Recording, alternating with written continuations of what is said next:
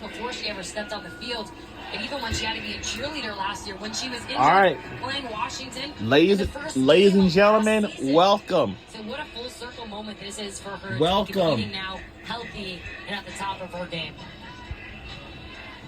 An amazing story that is still being written. Penultimate weekend of the Big Ten regular season, the Big Ten tournament to follow. Second weekend of May from West Lafayette on the campus of Purdue University. Back to the action, it's Riley Peshik, the Washington shortstop. And if Nebraska can get out of this would be the first time Washington had a 0 put up after hitting. Activity on the bases, however. Flores on second. She led off the inning with a double. Is that the drop ball?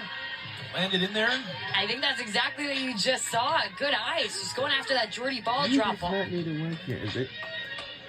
And that's going to completely open up her game. Somebody who lives rise ball heavy.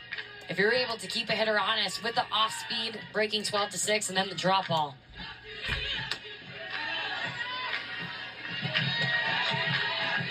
We talk about complete player is Kylie McGee. She's such a fun story. She's actually created a whole clothing line outside of the field called the After Show.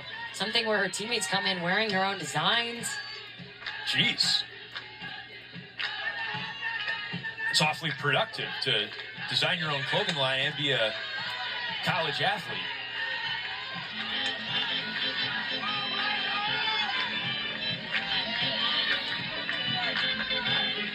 Peshik has just been incredibly patient in this at-bat. Even on the 3-1 count now, hunting for something that she can continue to do damage on.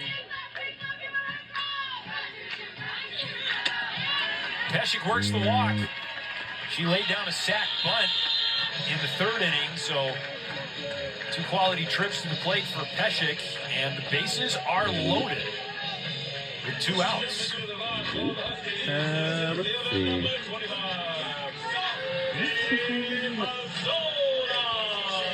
And this is why Mazzola was put in the 9th spot for today. The amount of times she has come up in RBI situations, getting it done early on in this game. Now with another opportunity to do so.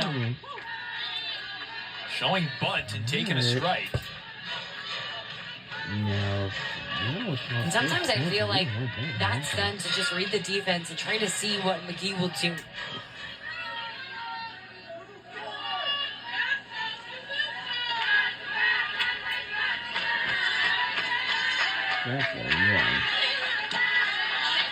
It's a great job by Bradwell keeping that one in front of her in her type of consistency behind the plate every single game for Nebraska.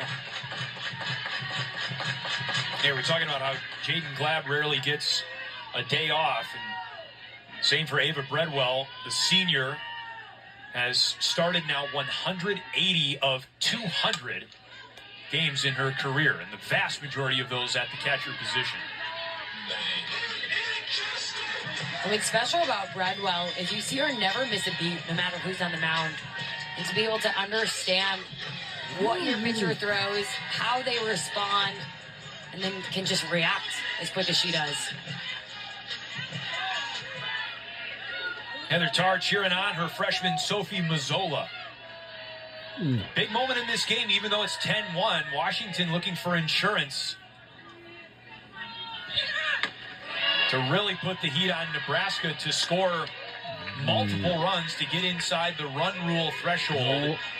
If you are up by 8 runs or more after 5 innings, or 4.5 if you're the home team, the game's over. So Nebraska already has some work to do in the top of the 5th. Only question is how much.